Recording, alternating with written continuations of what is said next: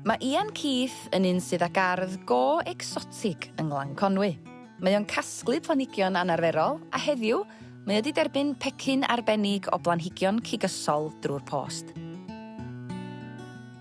Dau planhigyn arbennig iawn o Ogledd America, Darlingtonia Californica, neu efo cobra lili, cael ei alw, oherwydd bod o efo chydig o ddychymyg yn edrych fel neidar sydd yn mynd i ymosod ar rhywbeth efo'r dannedd yma, os liciwch chi.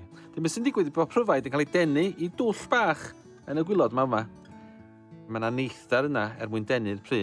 A wedyn mae'n cael ei dwyllo wedyn gan yr, os liciwch chi yma, da chi'n gallu gweld rhyw ffenestri bach. Hedfan i fyny, meddwl bod o'n gallu dianc, cnocio i ben, a wedyn y disgyn i lawr i grombil y planhigyn. Mae yna flew yn yr tiwbio yma sy'n atal y pry rhag allu dringo allan eso. Mae yna hylif ym mhob un tiwb sydd yn treulio'r pry.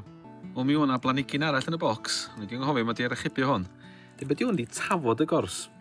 Ac os da chi'n edrych yn y felys, mae yna bryfaid wedi cael ei dal gan y dail.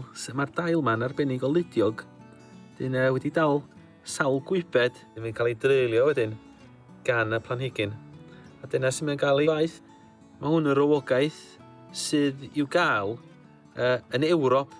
Mae yna rywogaeth sy'n tyfu yng Nghymru, ond mae o dipyn llai.